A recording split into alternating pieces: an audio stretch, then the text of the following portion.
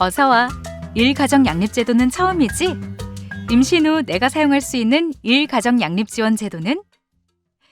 은희 씨는 서울의 한 회사에서 10년째 일하고 있는 사무직 근로자로 남편과 맞벌이를 하고 있습니다. 그러던 어느 날 기다리던 임신 소식이 찾아왔습니다. 반가운 소식이지만 동시에 앞으로의 일과 출산, 육아를 어떻게 준비해야 할지 현실적인 고민이 떠올랐습니다. 회사에는 언제 이야기해야 하지? 임신하면 회사에서 사용할 수 있는 제도가 있던 것 같은데. 퇴근 후 이야기를 나누던 두 사람은 임신과 출산 그리고 그 이후의 육아까지 생각하며 앞으로 회사 생활을 어떻게 이어갈지 고민하게 됐습니다. 은희 씨는 휴대폰을 꺼내 직접 검색을 해보기로 했습니다. 검색창에 출산 휴가 준비를 입력하자 다양한 제도가 화면에 나타났습니다. 출산 휴가랑 육아 휴직은 들어본 것 같은데 다른 제도도 있는 거야? 그러게. 육아기 근로시간 단축은 뭐고 임신기 근로시간 단축은 지금 쓸 수 있는 건가? 출산 휴가나 육아 휴직은 알았지만 막상 검색해보니 다양한 제도 속에서 어떤 제도를 활용해야 할지 혼란스러웠습니다. 결국 정확한 안내를 받기 위해 서울시 서남권 직장맘 지원센터를 방문했습니다. 어서 오세요. 센터는 어떤 일로 오셨을까요? 안녕하세요, 노무사님. 제가 최근에 임신을 해서 출산하고 아이 키우는 과정에서 사용할 수 있는 제도들을 알고 싶어서 찾아왔습니다. 저희가 인터넷으로 좀 찾아보긴 했는데요. 제도가 생각보다 많더라고요. 그렇죠. 임신, 출산, 육아기에 쓸 수 있는 제도가 다양하고 처음이다 보니 헷갈릴 수 있습니다. 임신, 출산, 육아기에 각각 어떤 제도를 사용할 수 있는지 차근차근 알려드리겠습니다. 일가정 양립지원제도 한눈에 보기 1. 임신기에 사용할 수 있는 제도. 먼저 임신기에 사용할 수 있는 제도부터 보겠습니다. 대표적인 제도 중 하나가 임신기 근로시간 단축입니다. 임신한 근로자는 임신 초기와 후기에 하루 2시간씩 근로시간을 줄여서 일할 수 있습니다. 이때 중요한 점은 근로시간은 줄어들지만 임금은 줄어들지 않는다는 점입니다. 예를 들어 하루 8시간을 일하던 근로자라면 6시간만 일해도 됩니다. 이때 출근 시간을 2시간 늦추거나 퇴근 시간을 2시간 앞당기는 등 근로자가 원하는 방식으로 사용할 수 있습니다. 이렇게 근무해도 임금은 8시간 일할 때와 동일합니다. 사용 시기는 임신 12주 이내의 초기와 임신 32주 이후에 사용할 수 있습니다. 여기서 많은 분들이 헷갈려하는 부분이 있습니다. 임신 초기에 사용했다고 해서 임신 후기에 사용이 제한되는 것은 아닙니다. 임신 초기와 후기에 각각 사용할 수 있습니다. 또 유산이나 조산의 위험이 있는 고위험 임신부의 경우에는 임신 전체 기간 동안 사용할 수 있습니다. 신청 방법은 사용 시작일, 종료 예정일, 그리고 단축 방법을 적어 사용하려는 날의 3일 전까지 회사에 신청서를 제출하면 됩니다. 두 번째로 태아와 임신부의 건강 상태를 확인하기 위해 검진을 받으러 가는 시간을 보장받을 수 있습니다. 검진을 받으러 갈 때는 병원 이동 시간과 대기 시간, 진료 시간까지 모두 포함해서 사용할 수 있습니다. 검진 횟수는 임신 주수에 따라 조금씩 달라집니다. 그리고 임신 중에는 일이 바쁘더라도 시간 외 근로를 하면 안 됩니다. 시간 외 근로는 어떤 경우에도 허용되지 않습니다. 또 휴일이나 야간에 일하는 것도 원칙적으로 금지됩니다. 다만 야간, 휴일 근로는 근로자의 명시적인 청구가 있고 근로자 대표와 협의를 거친 뒤 고용노동부 장관의 인가를 받은 경우에만 예외적으로 가능합니다. 아하, 그렇군요. 그런데 혹시 출퇴근은 어떻게 하고 계시나요? 지하철을 이용하고 있어요. 그러면 출퇴근 시간대 이동하시는 게 많이 힘드실 수 있겠네요. 임신 중에는 이런 부분을 고려해서 출퇴근 시간 변경 제도도 사용할 수 있습니다. 이 제도는 소정 근로시간은 그대로 유지하면서 출퇴근 시간대만 조정하는 제도입니다. 예를 들어 출근 시간과 퇴근 시간을 모두 늦추거나 앞당기는 방식 등으로 근무 시간대를 변경할 수 있습니다. 앞에서 설명드린 임신기 근로시간 단축은 근로시간 자체를 줄이는 제도이고 출퇴근 시간 변경 제도는 근로시간은 동일한 상태에서 근무 시간대만 바꾸는 제도입니다. 2. 출산 시 사용할 수 있는 제도. 출산하면 출산휴가를 사용할 수 있습니다. 정확하게는 출산 전과 후에 사용할 수 있어 출산 전후 휴가라고 합니다. 그런데 아이를 몇 명 출산하는지에 따라 휴가 기간이 조금씩 달라집니다. 현재 한 명 임신 중이신가요? 네, 맞아요. 그러면 단태아 기준으로 설명드리겠습니다. 아이 한 명을 출산하는 경우에는 총 90일의 출산 전후 휴가가 보장됩니다. 여기서 중요한 점은 출산 후에는 최소 45일은 반드시 쉬어야 한다는 것입니다. 쉽게 말하면 휴가의 절반 이상을 출산 후에 사용해야 한다는 의미입니다. 그리고 이 90일은 달력상 일수를 기준으로 계산됩니다. 그래서 휴일이나 공휴일도 모두 휴가 기간에 포함됩니다.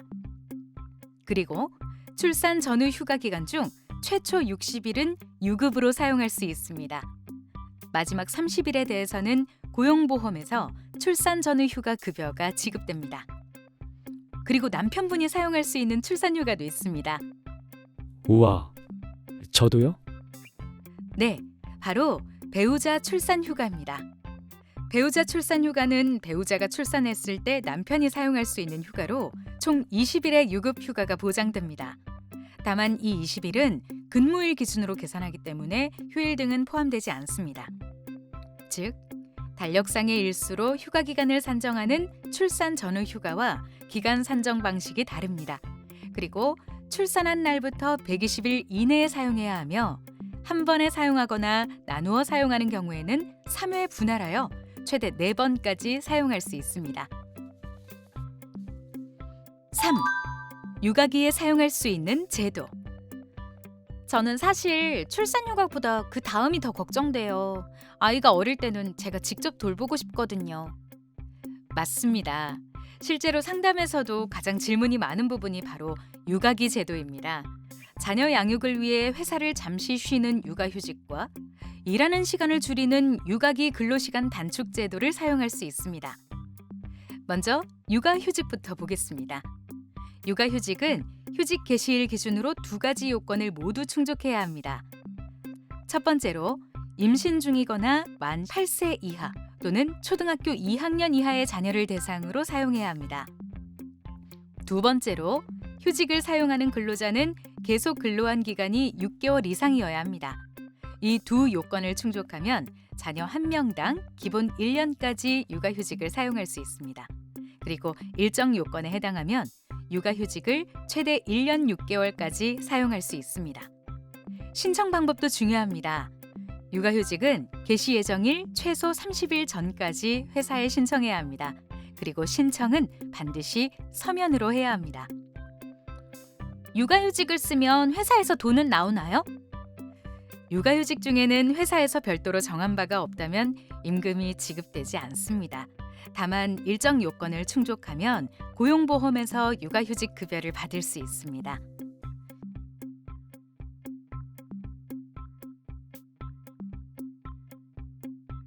육아휴직을 쓰면 일을 아예 쉬게 되잖아요.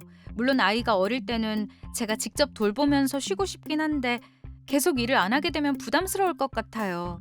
저희는 둘이 벌어도 생활이 넉넉한 편은 아니라서 한 사람이 계속 쉬게 되면 부담이 클 것 같거든요.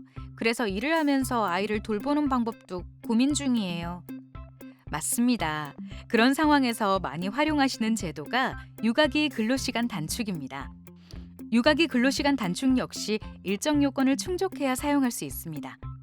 단축 개시일 기준으로 만 12세 이하 또는 초등학교 6학년 이하 자녀를 대상으로 사용해야 하고 근로자의 계속 근로기간이 6개월 이상이어야 합니다. 그리고 단축 후 소정 근로시간은 주 15시간 이상 35시간 이하여야 합니다. 신청 방법과 기한은 육아휴직과 동일합니다. 그러면 육아기 근로시간 단축을 할 때도 회사에서는 임금은 안 받고 고용보험에서 급여만 받는 건가요? 그건 아닙니다. 육아휴직은 근로를 제공하지 않기 때문에 무급으로 처리되고 육아기 근로시간 단축은 근로시간만 줄어들 뿐 실제로는 계속 근로를 제공하고 있는 상태입니다. 따라서 일한 시간에 대한 임금은 사업주로부터 받고 줄어든 근로시간으로 인해 감소한 임금은 고용보험에서 육아기 근로시간 단축 급여로 일부 보전받을 수 있습니다.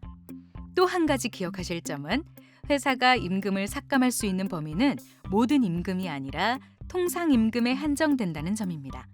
따라서 통상임금이 아닌 임금은 단축기간 중에도 그대로 지급되어야 하니 변경된 근로조건을 정할 때 유의하세요.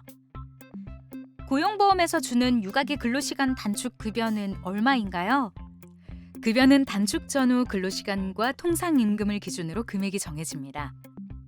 계산식에 단축 전후 근로시간과 월 통상임금을 넣어보면 급여를 산정할 수 있습니다. 오늘 설명을 듣고 나니까 조금 정리가 되는 것 같아요.